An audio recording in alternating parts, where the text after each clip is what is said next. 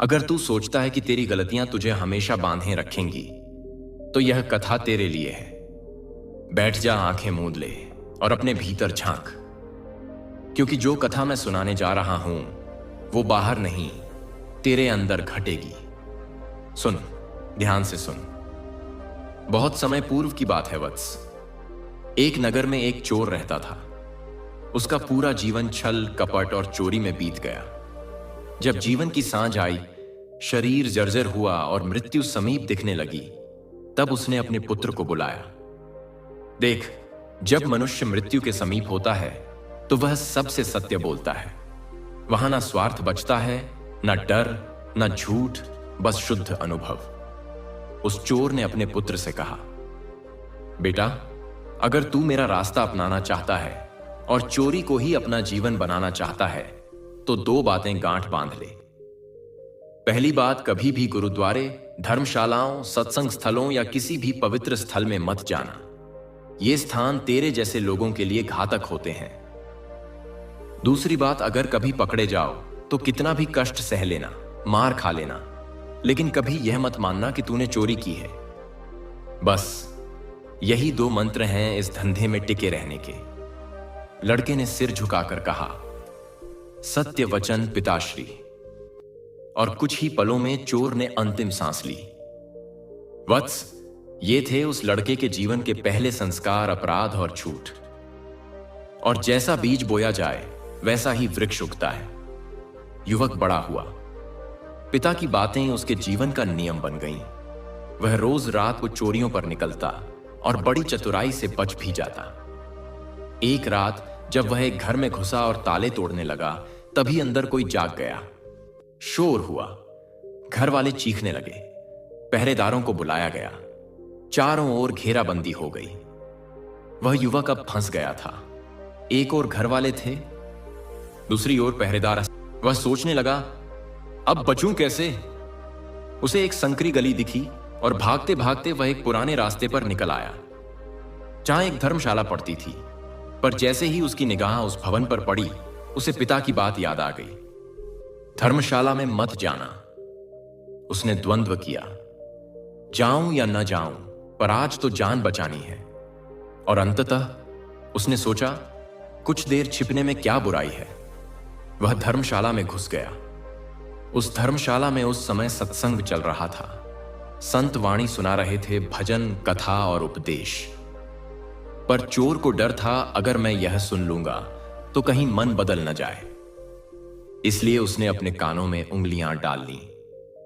पर वत्स, सत्य के शब्द तीर के समान होते हैं। यदि लक्ष्य सच्चा हो तो वे किसी भी दीवार को भेद देते हैं।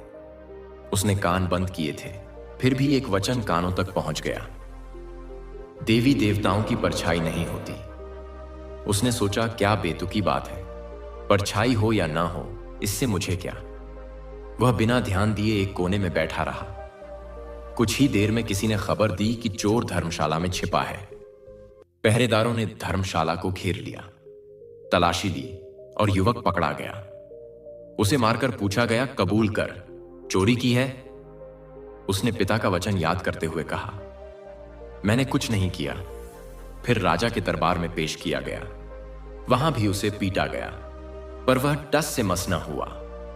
दरबार के एक व्यक्ति ने कहा कि यह चोर देवी की पूजा करता है। शायद देवी का नकली रूप सामने लाकर देवी के सामने सच बोल देगा।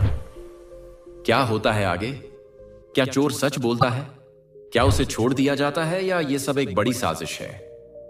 वत्स, आप ये जानना चाहते हैं तो अभी वीडियो को लाइक करें, और यही अच्छा समय है चैनल को सब्सक्राइब करने का, क्योंकि कहानी अब एक चौराहे पर है। और अब हम बढ़ते हैं अगले मोड़ की ओर। वत्स, मनुष्य जब अंधविश्वास से बंधा होता है, तब उसे सत्य और झूठ का अंतर भी नजर नहीं आता। वह सोचता रहा, मुझे देवी बचा लेंगी, मैं तो उनका भक्त हूं। राजा ने एक ठगिनी को बुलाया। वह देवी का रूप धारण कर आई, नकली शेर, चारों हाथ और आंखों में चमत्कारिक तेज। जेल के दरवाजे उसके आगे खुलते गए। उसने कहा, भक्त, तूने मुझे पुकारा और मैं आ गई। अब बता, क्या तूने चोरी की? सच बोल, मैं तुझे बचा लूंगी। चोर अभिभूत था। उसने सोचा, देवी स्वयं आई हैं, वह सच कबूलने ही वाला था, तभी उसकी दृष्टि पड़ी देवी की परछाई। फिर दीवार पर हलचल हुई, एक परछाई कांपी और उस क्षण जैसे कोई तीर स्मृति में आकर लगा। देवी देवताओं की परछाई नहीं होती। उसने तुरंत सब समझ लिया, यह देवी नहीं, धोखा है, और कहा, मां, अगर मैंने चोरी की होती तो आपको पता ना होता। आप तो अंतर्यामी हैं। बाहर पहरेदार सारी बातचीत सुन रहे थे। उन्होंने न सिर्फ उसकी बातें सुनी, बल्कि उसके चेहरे पर जो विश्वास और संतुलन था, उसे देखकर वे हतप्रभ रह गए। यह कोई साधारण अपराधी नहीं लग रहा था। इसने खुद को झूठ से नहीं बचाया, किसी और से ज्यादा यह अपने अंतरात्मा से लड़ रहा था। उन्हें यकीन हो गया, यह व्यक्ति भले चोर हो, पर इस चोरी में निर्दोष है। राजा के समक्ष यह बात रखी गई और अंततः चोर निर्दोष साबित हुआ और मुक्त कर दिया गया। अब एक प्रश्न मन में उठा, मैं बचा कैसे? सत्संग के उस वचन ने मेरी रक्षा की। वह सोचने लगा, अगर एक वचन मुझे जेल से छुड़ा सकता है, तो अनेक वचन मुझे पापों से भी मुक्त कर सकते हैं। वह जो एक समय चोरी का मंत्र सुनता था, अब सत्संग का शिष्य बन गया। वह न केवल एक अच्छा इंसान बना, बल्कि एक महात्मा बन गया। उसका जीवन दूसरों के लिए प्रेरणा बन गया। गुरु ने कहा, जब मन अंधकार में डूबा हो तो एक दीपक ही काफी है, और सत्संग आत्मा के भीतर जलने वाला वही दीपक है। इसलिए कभी यह मत सोचना कि कोई नहीं बदल सकता। बदलाव का बीज उसी क्षण बोया जाता है जब हृदय सत्य से टकराता है। वत्स, पत्थर भी बदलता है अगर सत्य की बूंद उस पर निरंतर गिरती रहे। और मनुष्य, वह तो मिट्टी है, बस एक जागृति चाहिए। वत्स, क्या तुम भी किसी आदत, किसी अपराध बोध या किसी पुराने संस्कार से जूझ रहे हो? तो याद रखना, परिवर्तन संभव है। अगर एक चोर बदल सकता है, तो कोई भी बदल सकता है। बस एक वचन, एक सच्चाई, एक टकराव चाहिए अपने ही भीतर से। अगर तुम बदल चुके हो, तो अब किसी और को बदलने का दीपक बनो।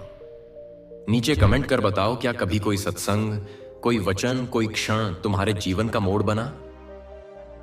वत्स, अगर आपने इस कहानी से आज कुछ सीखा है, तो उसे कमेंट में उतार दो। ये शब्द तेरे नहीं रहेंगे, ये किसी और के लिए दीपक बन जाएंगे। और यदि अगली बार भी तेरे जीवन से मिलती कोई कथा सुननी हो, तो इस वीडियो को लाइक और सब्सक्राइब करना मत भूलना। ये कहानी मैंने दिल से सुनाई है। अब आपकी बारी। कमेंट में बताइए आपको कैसी लगी, मैं ज़रूर पढ़ूंगा। आपके विचार मेरे लिए बहुत कीमती है। बताइए, ये कहानी आपके दिल तक पहुंची या नहीं। धन्यवाद दोस्तों।